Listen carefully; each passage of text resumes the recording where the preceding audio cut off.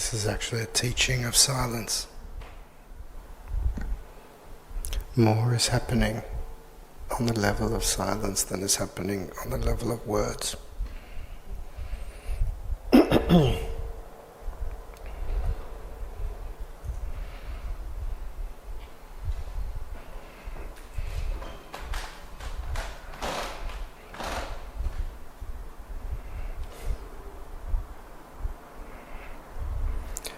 All the exercises, their purpose and all the inquiries is to look at something that seems real, and in the looking at it, it disappears.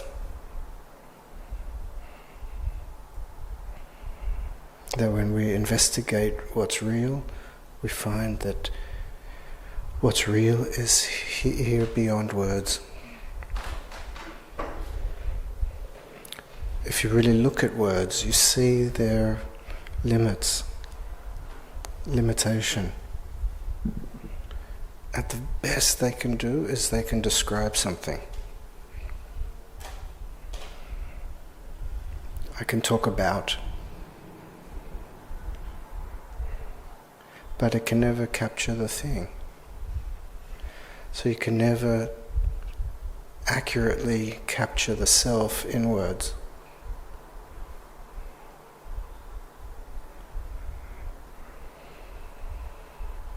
So if I do a good job, you leave the room and you don't remember what I said. But you can sense your own silence, your own presence.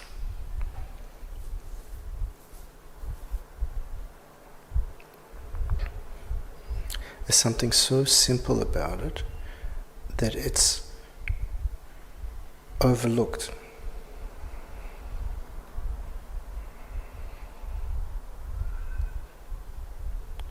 Nobody is interested in silence. Everybody's interested in noise.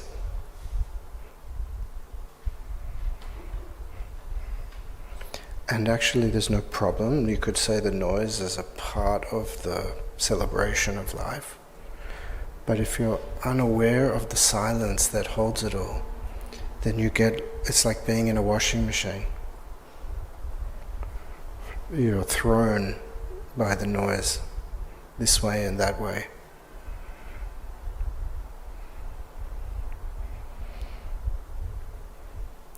So in the willingness to turn your back on the noise and turn towards the silence, you're gifted something, you're gifted yourself, gifted the mystery.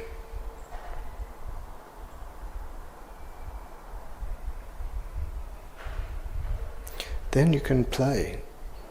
Then you can use words. I use words. Sometimes they work.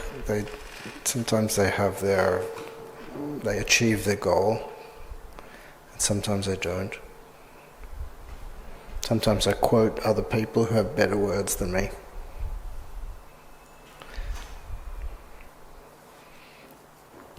But in my non-attachment, because initially I felt this way. How can I talk about the truth? How can you talk about love? How can you talk about the infinite? And the answer is you can't.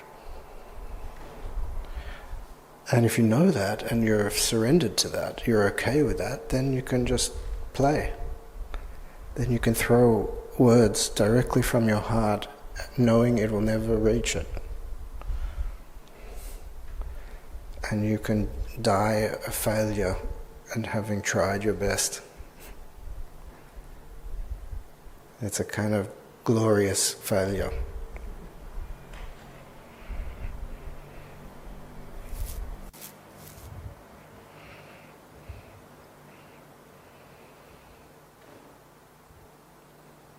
I remember thinking when I was watching Eli speak, when I first met him, 15 years ago, I realized he could be up there reading the newspaper and it would have the same effect. It was the transmission. It was to be associating with somebody who I could sense in their energy was not in their head, was not running some program. And I could sense that that's what I want for myself. I wanted to be free, to be here, to be myself. And that's what led me to come to meetings like this. Is pure selfishness, which I highly recommend, but selfish with a capital S, for the true self. For this parrot in your head, just saying whatever, mostly negative things. I don't have any time for that. And it's not bad or wrong or the enemy, but it's not where life is.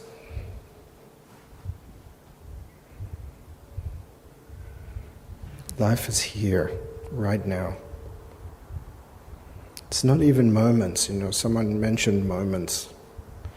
Every moment. This one moment. There's only one moment. It's always now. It's only ever now. And it sounds radical, but everything else is made up. It's useful to have past and future. It's very useful to talk about it. It's useful to book flights and accommodation, to have dates. Otherwise you sort of say, so I'm going to be in Berlin at some point. I'd like to reserve a room. It's really useful to have a calendar and have dates and to... But when you're booking, it's now. When you're traveling, it's now. When you get to the place, it's now.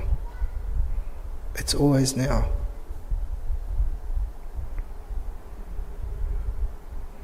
So when are you going to be happy? When are you going to be free? Tomorrow?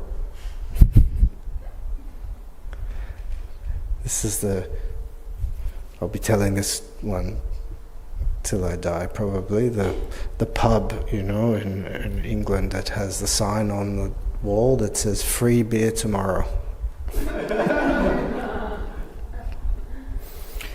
It's really, enlightenment tomorrow is the same thing.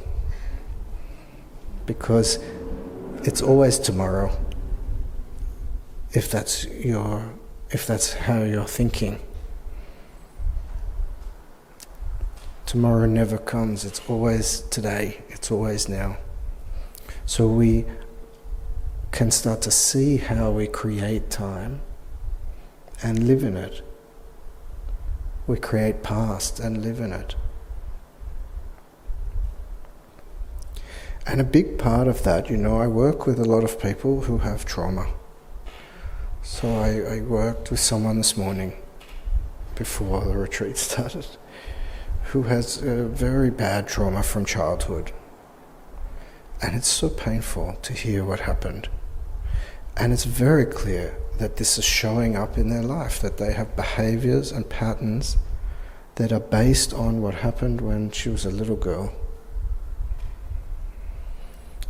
And so to say to someone like that there's no past is not useful. Because there, the imprint of this little girl is imprinted on the subconscious. And we have this highly complex mind and highly complex body that's all linked together so that we store trauma in our body as a way to make sure it doesn't happen again. And so then the possibility is actually to enter into the trance of your own trauma and to bring love and healing. So for me, actually, I needed it, even though I didn't have really severe trauma. I had just the run-of-the-mill, average, normal trauma. of parents who were unconscious, parents who were in their head. Pardon? Mughal. From Harry Potter. Muggle parents, yes. Yeah. Which still created a whole lot of patterns. So I don't want to minimize it, because I still needed to heal my younger self that doesn't even exist, but existed in a memory in my body.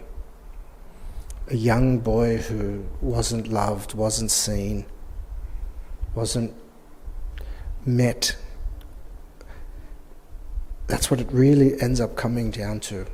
What I realized I needed from my parents that I didn't get was to be seen and met, which means having them be a true friend for me, which meant to look at me in the eyes without a story, without a projection onto me, without naming me my son, seeing me as a mystery, seeing me without a description, without a label. I needed that, and we all need that. And that's also what we want from everybody else. And I had to realize that that's what I had to do for my parents, and what I had to do for myself. I had to see myself without a projection, without a story, without expectation, and to really meet myself, to be present with myself, and to meet the world in the same way. So I had this opportunity, because my teacher, by some grace for me, was a therapist and worked on this kind of ego wounding. And I flooded this little boy, little Jared, with presence and love, so that he could be finished, he could be ready to grow up and not stuck in this adolescent phase. And so I don't know how this will enter in for you, but it's possible for you to see yourself without judgment, without a story, without a belief about should or shouldn't, about good or bad, but to see yourself with fresh eyes of curiosity.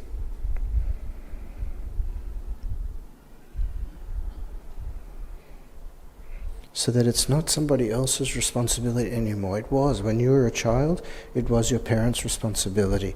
But most of them don't know this. Most people don't know. They didn't get presents from their parents. So they did their best. But now it can change with you.